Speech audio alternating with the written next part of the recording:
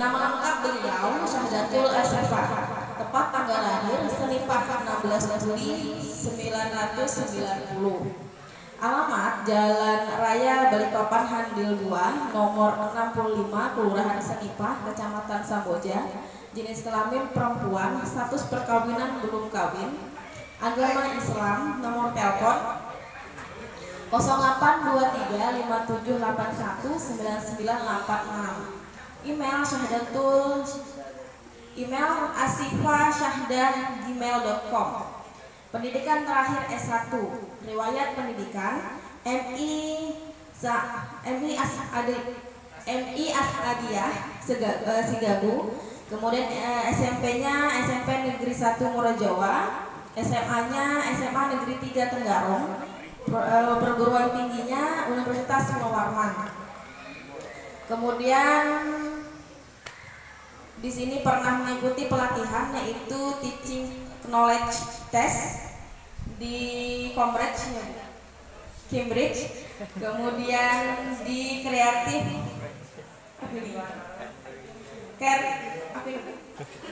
sertifikat di English Language Teaching to Adults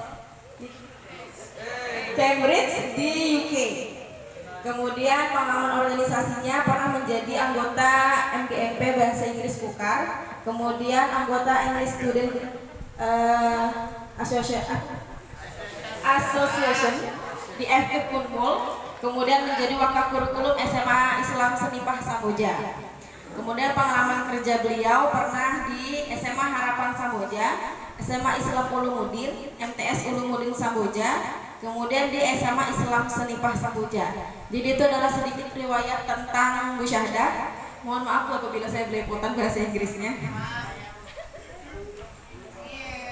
Oke. Jadi langsung saja kali ya saya mau bertanya tentang bagaimana sih ceritanya awal Bu Syahdah sampai kuliah ke luar negeri ini, Bu. Mungkin sampai bagaimana perjuangan Ibu, kemudian bagaimana lika-likunya, motivasi apa yang dimiliki, mungkin sih kita bisa sharing dengan adik-adik yang lain. Assalamualaikum warahmatullahi wabarakatuh. Morning everyone. Long time no see, lama tidak berjumpa ya. Sekitar berapa bulan? Berbulan-bulan. 7-8 bulan ya, mungkin sekitar itu ya. Sehat semua ya? Alhamdulillah, saya juga sehat. Sebenarnya sebaiknya kesempatan seperti ini tuh sambil kita bersilaturahmi ya, karena Miss kan sudah lama tidak bertemu dengan kalian, walaupun selama 1 tahun terakhir bertemu dengan Miss hanya mengajar beberapa orang di sini ya, yang intens ketemu setiap minggu ya. Walaupun Miss mengajar semua kan di kelas 10 ya, ngajar semua di kelas 10. Ya harusnya mungkin kita kali ini bersalam-salaman, yang perempuan mungkin bercipika-cipiki, tapi karena pandemi maka harus kita mengikuti protokol kesehatan ya, karena kalian di dalam, Miss dari luar gitu ya. Jadi yang harus kalian waspadai adalah Miss ini ya gitu. Oke, sebelumnya Miss mau mengapresiasi kegiatan ini kegiatan yang sangat baik sekali dari Ibu Yusfin dari bidang BK ya, bagus sekali. Menurut Miss ini kegiatan yang harusnya rutin dilakukan dalam segi perkuliahan boleh, dari segi kesehatan boleh, atau dari segi psikologinya sendiri boleh gitu. Jadi nanti mungkin boleh mengundang lulusan psikologi dan lain sebagainya ya. Iya. Mari kita apresiasi dulu Ibu Yusfin yang pribadi.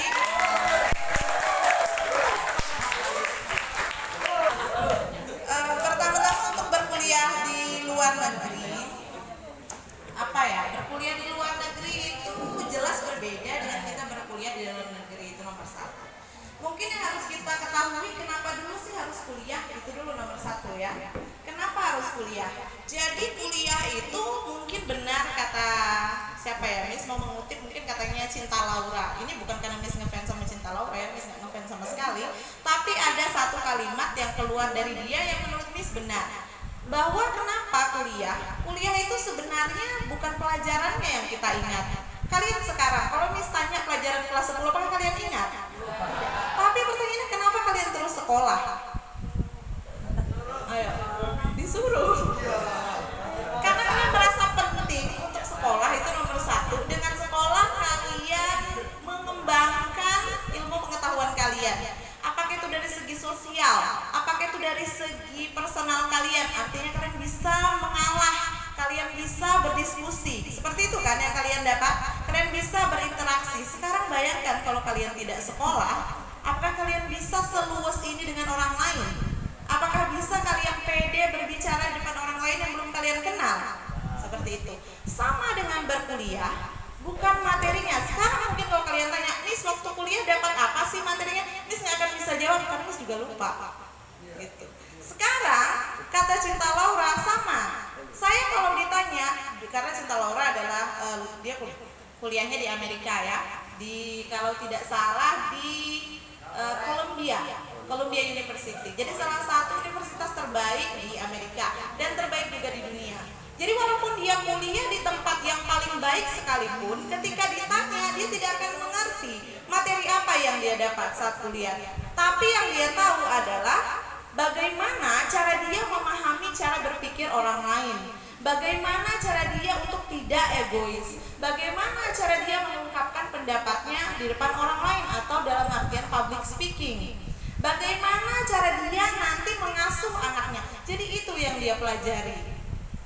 Jadi itu sebenarnya inti dari berkuliah. Jadi bukan materinya, bukan gelarnya, tetapi experience atau pengalaman-pengalaman yang kita tidak bisa dapatkan kecuali kita kuliah. Kuliah itu kita bertemu, kalau kalian sekarang mungkin bertemu orang dari satu Kalimantan Timur. Ya, mungkin ada yang dari Samarinda, ada yang dari area Balikpapan, dari PPU. Ya, jauh-jauh seperti itu. Kalau saat kalian berkuliah, bisa taruhlah kalian ke Pulau Jawa, kalian akan bertemu dengan orang satu Indonesia yang dari NTT, yang berbeda budayanya dari kalian, ya kan?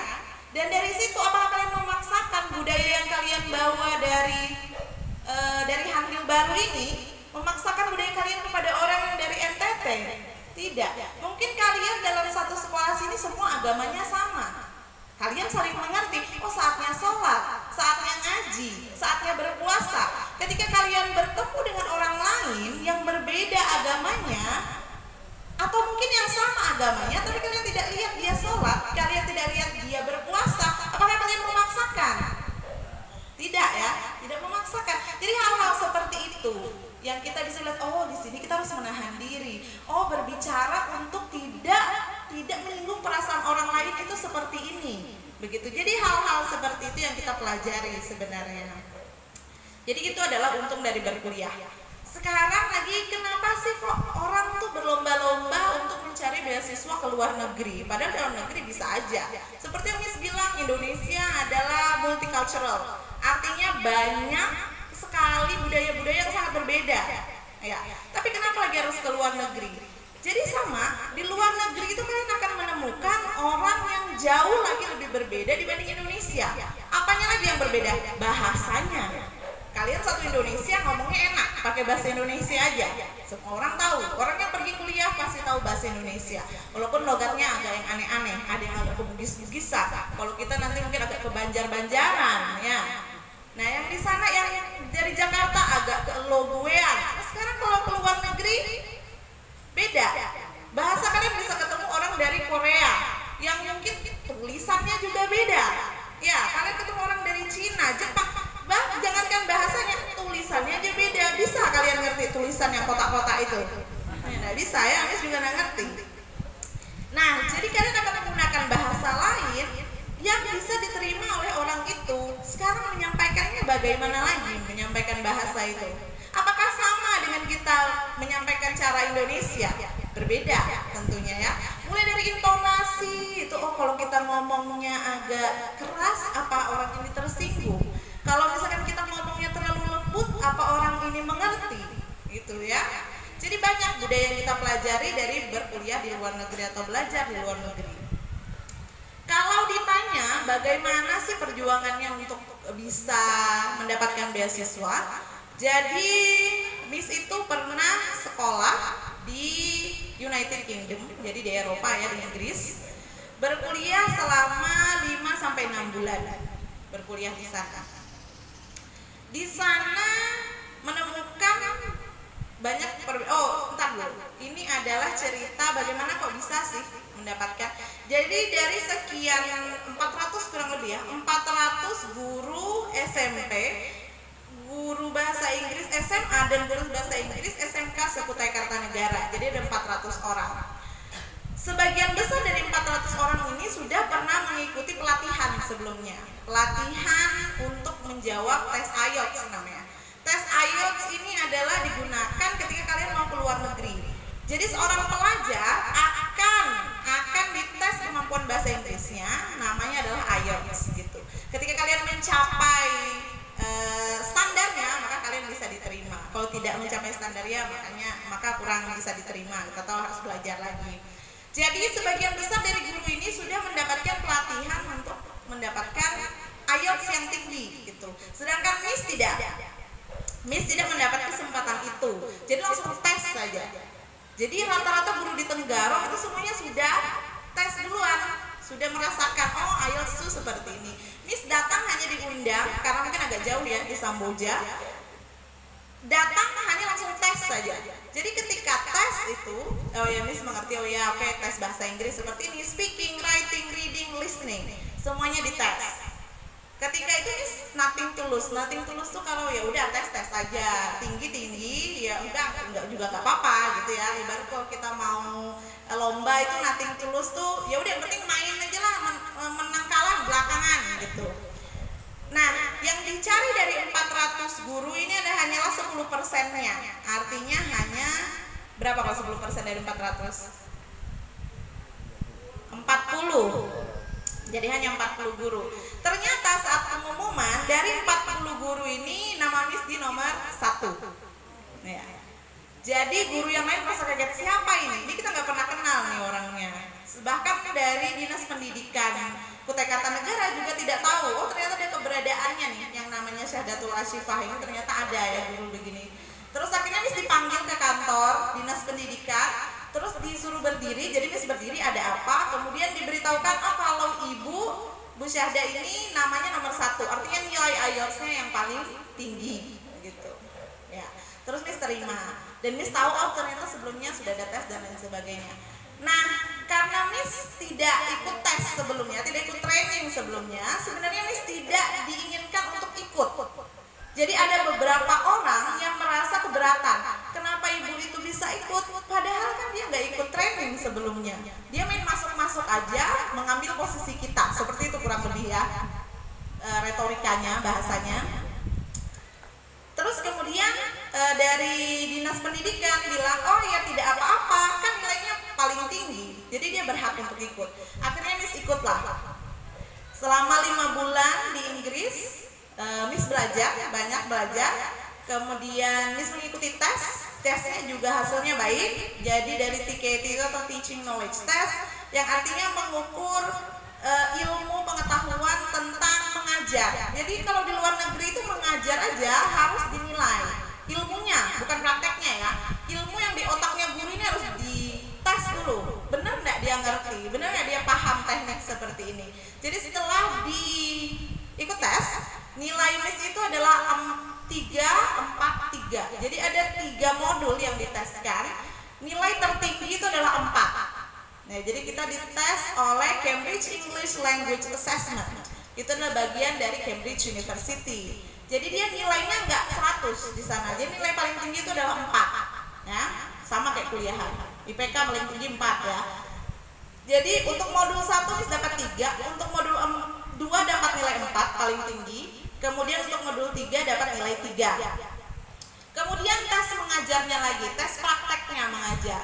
Mengajar tesnya itu nilainya ada 3 jenis. Pertama ada paling tinggi pas A, kedua adalah pas B, yang terakhir adalah pas. Jadi pas-pasan gitu.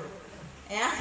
Nah, sekarang Miss dapat di mana ketika dites untuk mengajar ini? Untuk mengajar aja ya. Kita itu bukan mengajar anak SMA. Jadi yang kita ajar itu adalah anak kuliah yang kuliahnya di Cambridge University. Coba, jadi mereka kuliah di sana, kita ajar bahasa Inggrisnya. Yang artinya mereka juga bukan penutur asli bahasa Inggris. Jadi Miss tuh mengajar orang dari Italia yang sedang kuliah mikrobiologi. Ya, jadi coba bayangkan dia lagi kuliah S2 yang diambil microbiology, kemudian dia harus belajar bahasa Inggris. Ada lagi pengacara, lawyer yang sedang belajar untuk menjadi pengacara. Ada lagi yang sedang kuliah untuk mengambil gelar doktornya, S3. Ada lagi yang kuliah yang menjadi seorang dokter beneran yang suntik-suntik itu. Itu dikumpulkan jadi satu, jadi macam-macam. Ada yang dari Pakistan, ada yang dari India, ada yang dari Cina, ada yang dari Korea, ada yang dari Meksiko, ada yang dari Bulgaria, Hungaria, gitu-gitu ya. Jadi banyak macam negara yang kita ajar. Dan inilah semua orang dewasa. Jadi bukan anak SMA seperti kalian yang diajar.